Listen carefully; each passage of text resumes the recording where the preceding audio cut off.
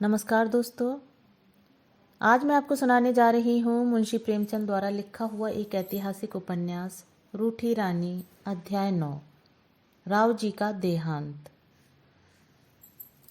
संवत 1602 में शेरशाह इस दुनिया से सिधारा। उसने सल्तनत का बंदोबस्त बड़ी धूमधाम से किया था और उसकी न्यायप्रियता हिंदुस्तान के इतिहास में हमेशा याद ही की जाएगी।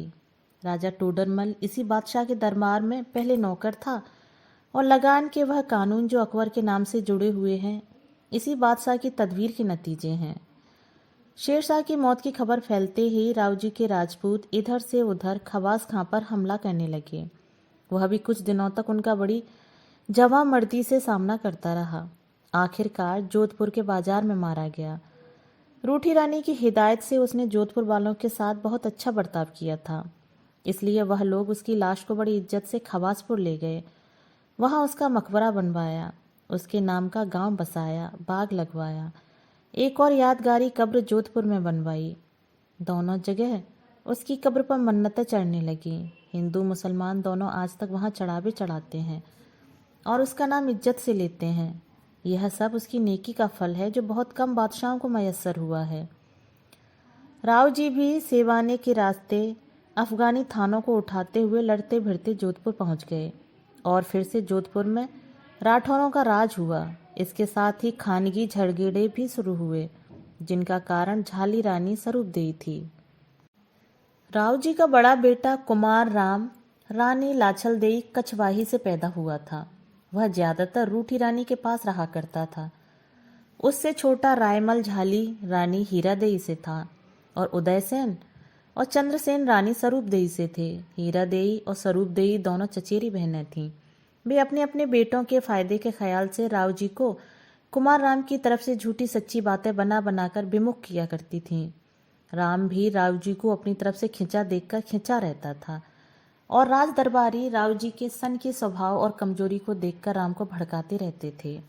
मारवाड़ में अमीर घराने में मर्दों के लिए दाढ़ी तरशवाने और औरतों के लिए हाथी दांत का चूड़ा पहनने के दो बड़ी खुशी के मौके होते हैं।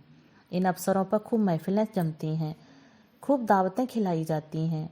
संवत 1604 में राम 16 बरस का हो गया। उसके थोड़ी थोड़ी दाढ़ी मूछ भी निकल आई। दाढ़ी जब तक ठुड्डी के ऊपर बीच में से नहीं तराशी जाती, उस वक्त तक हिंदू मुसलमानों में कोई फर्क नहीं रहता कि जैसे हिंदू और मुसलमान में दाढ़ी की पहचान है। रानी लाछलदेई ने अपने बेटे राम कुमार की दाढ़ी छटवाने का सामान करके राव जी से इस रस्म को अदा करने और जश्न मनाने की इजाज़त मांगी। उन्होंने मंजूर कर लिया, मगर चूंकि जोधपुर में बहुत गर्मी थी, इसलिए राम का प्रस्ताव हुआ कि मंदौर में जाकर खुशियां मनाएं, जो दिलकश बागों और नज़ारों से भरा हुआ है। मंदौर मारवाड़ की पुरानी राजधानी है। यह जोधपुर से 3 कोस उत्तर एक पहाड़ी के नीचे बसा है। इस बहाने वह मंदौर चला आया और यहाँ अपने दोस्तों और सहयोगियों को अपना भेद जानने वालों को जमा करके बोला कि राव जी बूढ़े हो गए हैं। उनकी बदइंतजामी से मुल्क में झगड़े मचे हुए हैं। अपने दोस्त रोज बरोज दुश्मनों से मिल जाते हैं, लिहाजा आज यहाँ से चलते ही उन्हें पकड़ लो और कैद कर दो ताकि मुल्क में अमन चैन हो जाए।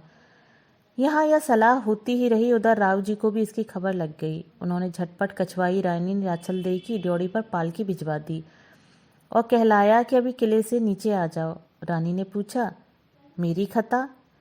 जवाब मिला कि तेरा बेटा तुझसे बतला देगा। रानी को उसी दम किला छोड़ना पड़ा।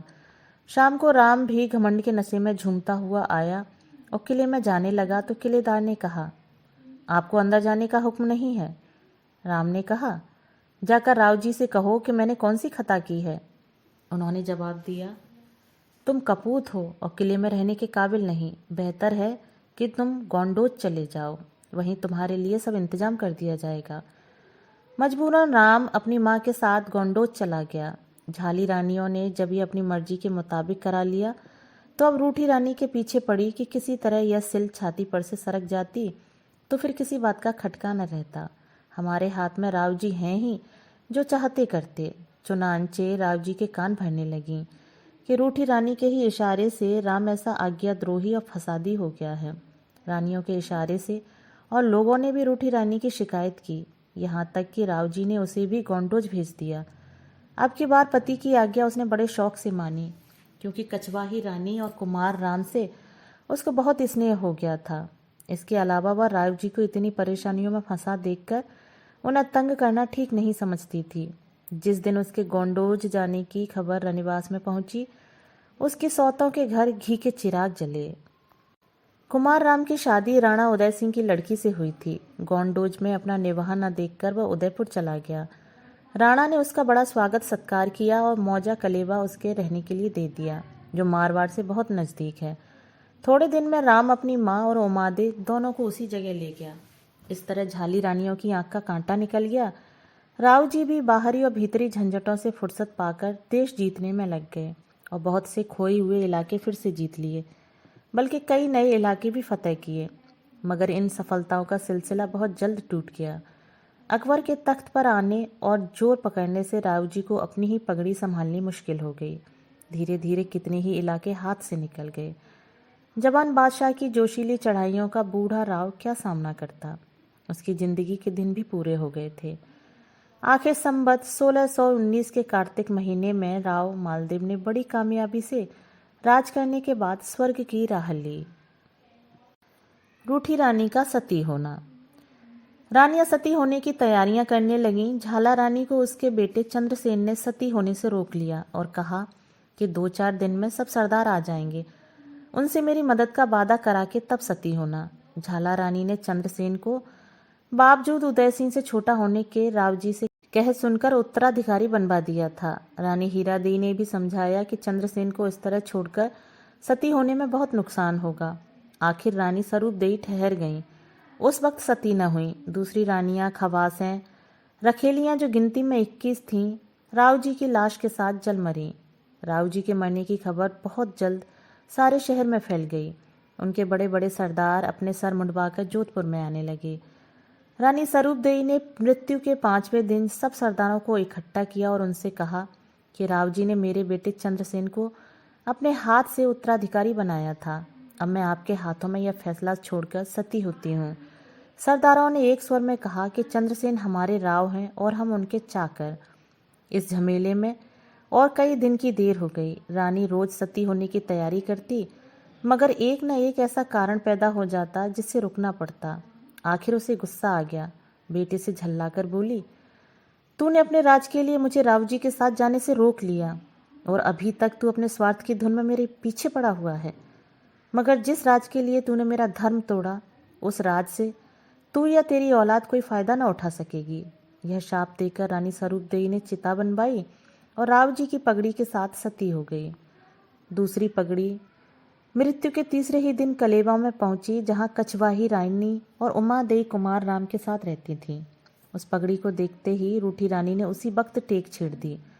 उसका सारा घमंड दूर हो गया। रोकर कहने लगी, अब किससे रूठूंगी? जिससे रूठती थी वह तो अब न रहा, तो जीकर क्या करूंगी? उसने मेरा मान रख लिया, उसने मेरा घमंड निभाह दिया। अब मैं किसके लिए जीऊं? मेरी चिता भी बनवाओ, मैं भी राव जी का साथ न छोड़ूंगी। दोस्तों, जब कोई राजा मर जाता था तो नाजिर उसकी पगड़ी लेकर रनिवास में जाता था। सती होने वाली उस पगड़ी को ले लेती थी। दूसरी रानियां भी उसी के साथ सती हो जाती थीं। जो रानी कहीं दूर होती थी, उसके पास एक पगड़ी रवाना कर दी जाती थी। इधर लाचल देई भी सती होने की तैयारी करने लगी, मगर उसका बेटा राम अपने बाप के उत्तराधिकारी बनने की धुन में माँ के सती होने तक न ठहरा, उदयपुर चल दिया। उसकी यह जल्दबाजी और बेअदबी माँ को बहुत बुरी लगी। अफसोस के साथ हाथ मलकर बोली, राम, तेरे लिए हमें जोधपुर छोड़कर यहाँ दिन काटने पड़े और तू हमें इस तरह छोड़कर भागा जाता है।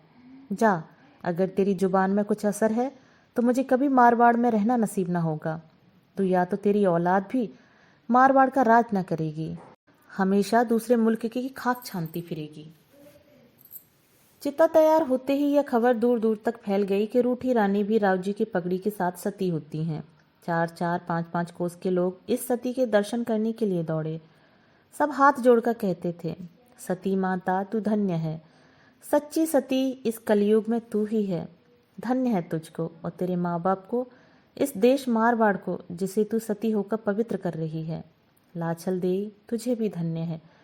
तुम दोनों सतीत्व की देवियां हो, तुम्हें हमारा प्रणाम है। चिता तैयार हो गई, बाजे बजने लगे। दोनों रानियां या दोनों देवियां घोड़ों पर सवार होकर बाजारों से निकलीं। ठट के ठट लोग देखने को फटे पड़ते थे। रुपया, जेवर और जवाहरात लुटाए जा रहे थे। चिता पर पहुंचकर दोनों आमने सामने बैठी और पति की पगड़ी बीच में रख ली। आग देने वाला कोई न था। सब लोग खड़े देख रहे थे। मारे अदब के किसी के मुंह से आवाज भी न निकली। रूठी रानी का चेहरा चांद सा चमक रहा था। यकायक कुमार राम बेइज्जती का ख्याल आते ही सुर्ख हो गया। उसके धधकते हुए दिल से नाजुक जवान को झुलसाते हुए यह शब्द निकले, मैं तो अपने पति से रूठ कर आई सो आई, पर कोई दूसरी स्त्री इस तरह सौत के बेटे का साथ कभी न दे। लाछल देई उसका यह तेज देखकर डरी कि कहीं मेरे बेटे को कोई कड़ा शाप न दे दे। खुद बीच में बोल उठी ताकि रूठी रानी खामोश हो जाए। बाई जी, इस कपूत ने सगी माँ का तो कुछ ख्याल ही न किया। और क्या करता, वह जरा देर ठहर जाता तो हमें राव जी के साथ जाने में इतनी देर न होती। उसको कौन रोकता था? आग दे देता तो चला जाता। पति का प्यारा नाम सुनकर उमा देई को जोश आ गया। पति की सच्ची मोहब्बत, सच्चा प्रेम उस पर छा गया। उस वक्त उसकी निगाह जिस पर पड़ती वही मतवाला हो जाता था। किसी ने खूब कहा है, नैन छके बैना छके, छके अधर मुस्काए, छकी दृष्टि जा पर पड़े, रोम रोम छक जाए। यानी आंखें, बातें और मुस्कराने वाले होठ सब नशे में मस्त हैं और मस्त निगाहें जिस पर पड़ती हैं उसका रोआ रोआ मस्त हो जाता है। फिर रूठी रानी ने जरा संभल कर कहा, देखो यहाँ कोई राठौर तो नहीं है? संयोग से जीत मालवत नाम का एक कंगाल राठौर मिला। वह डरता डरता आया और हाथ जोड़कर बोला, सती माता मुझ पर दया कीजिए। मैं तो भूख से तंग होकर मारवाड़ छोड़ आया हूँ और मेवाड़ में मेहनत मजदूरी करके पेट पालता हूँ। मैं चिता को आग देने के काबिल नहीं हूँ। उमादेई ने कहा, ठाकुर डरो मत, स्नान करके चिता में आग दे दो। तुम राठौर वंश के हो इसलिए तुम्हें बुलाया है। उसने फिर अर्ज किया, सती माता आग तो मैं दूंगा, पर मातमी फर्श बिछाकर 12 दिन कहाँ बैठूंगा? मेरा तो घर भी इतना बड़ा नहीं कि जोधपुर की रानी का दाह करके उसमें मातम कर सकूं। मैं पेड़ों के तले तारों की छांव में रात काटा करता हूँ। उमादेई ने यह सुनकर मुंशी को इशारा किया। उसने उसी दम राणा जी के नाम सतियों की तरफ से खत लिखा कि राम हमको बगैर सती किए चला गया है। अब यह कलेवा गांव उससे छीनकर जीत मालवत राठौर को दे दें। इस तरह सती ने 10,000 का गांव उस राठौर गरीब को दिला दिया। जीत मालवत ने चिट्ठी हाथ में ली और फौरन नहा धोकर चिता में आग दे दी। दम के दम में वहां राख की एक ढेरी के सिवा कोई निशान बाकी न रहा। घड़ी दो घड़ी में हवा ने जर्रों को इधर उधर बिखेर कर और भी किस्सा तमाम कर दिया। तासहर वह भी छोड़ी तूने ओ बादे सबा, यादगारे रौन के महफिल थी परवानी की खाक। मगर खाक न रही तो क्या, रूठी रानी का नाम अभी तक चला आता है। लोग अभी तक उसके नाम का अदब करते हैं। इस तरह शादी के 27 बरस बाद उमादेई का मान टूटा और मान के साथ जिंदगी का प्याला भी टूट गया। उमादेई भट्टानी तुझे धन्य है। जब तक तू जिंदा रही तूने अपनी आन निभाई और मरी तो भी आन के साथ मरी। तू विमान पर चढ़ जा, फरिश्ते हाथों में फूल लिए तेरे इंतजार में खड़े हैं कि तुझे देखें और फूलों की बरखा करें। ए पवित्र देवी, जब सतीत्व तो तुझ पर न्यौछावर होने को तैयार है और तेरा प्यारा पति जिसके नाम पर तूने जान दी आंखें बिछाए तेरी प्रतीक्षा कर रहा है। उमादेई भट्टानी के सती होने की खबर जब जोधपुर पहुंची तो लोग धन्य धन्य करने लगे। कायम रहे वह भाटी वंश जिसमें ऐसी ऐसी राजकुमारियां पैदा होती हैं। पति के रूठने पर भी जिनके सतीत्व की चादर पर कभी कोई धब्बा नहीं लगता, जिससे रूठती हैं उसी के कदमों पर अपना सिर निछावर कर देती हैं। ऐसा रूठना कहीं किसी ने देखा है? राव जी के देहांत के 12वें दिन जीत मालवत के लिए जोधपुर पगड़ी आई। उसने सब क्रियाक्रम करके पगड़ी बांधी। फिर उदयपुर जाकर वह चिट्ठी राजा उदय सिंह को दी। उन्होंने चिट्ठी पढ़कर आदरपूर्वक उसे सिर पर रख लिया और कलेवा का पट्टा उसके नाम लिख दिया। उसने लौटकर उस गांव पर अपना कब्जा कर लिया। जहां रूठी रानी सती हुई थी वहां एक पक्की छतरी बनवा दी थी जिसका निशान आज तक मौजूद है। रूठी रानी की सिफारिश से जिस तरह जीत मालवत को कलेवा मिल गया उसी तरह उसकी बद्दुआ भी बेअसर न हुई। कुमार राव को जोधपुर की गद्दी पर बैठना नसीब न हुआ। उदय सिंह और अकबर के सम्मिलित प्रयत्न भी उसे वहां का राज दिलाने में नाकाम रहे। इसी नाकामी से वह कुछ दिनों देश निकाले की मुसीबतें झेलकर आखिरकार मर गया और अपने अरमान अपने साथ लेता गया।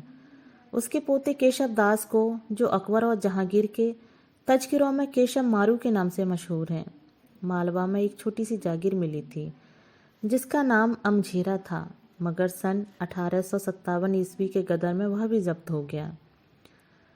झाली रानी स्वरूपदेई की बद्दुआ भी आखिरकार रंग लाई। उस वक्त तो चंद्रसेन जोधपुर का राव हो गया, मगर बाद में जब अकबर ने मालदेव के मरने की खबर पाकर मारवाड़ पर फौजें भेजी तो कुमार राम, रायमल और उदय सिंह तीनों शाही फौज से आ मिले, जिसका नतीजा यह हुआ कि संवत 1622 बिक्रमी में चंद्रसेन ने जोधपुर खाली करवा दिया।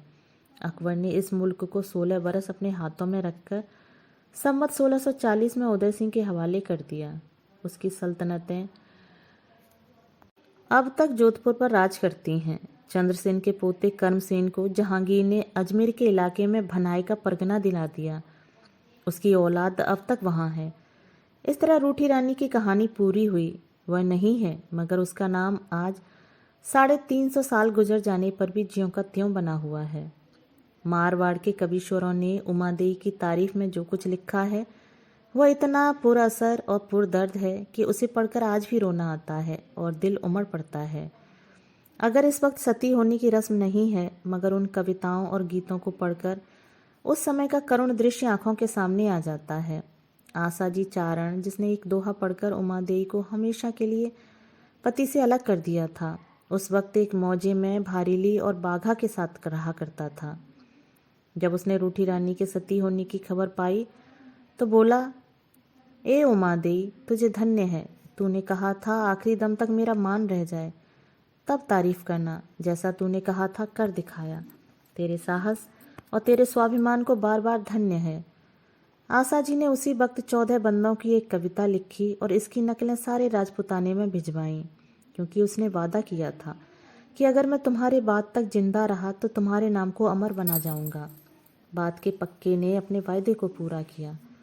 वह पद आज तक मारवाड़ के बच्चे बच्चे की जुबान पर है, और जब तक इन पदों को पढ़ने वाले बाकी रहेंगे, रूठी रानी का नाम रोशन रहेगा।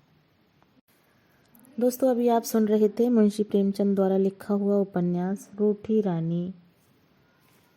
दोस्तों, अगर कहानी आपको पसंद आई हो तो कहानी के विषय में अपने विचार मुझे कमेंट बॉक्स में ज़रूर साझा कीजिएगा। कहानी सुनने के लिए धन्यवाद।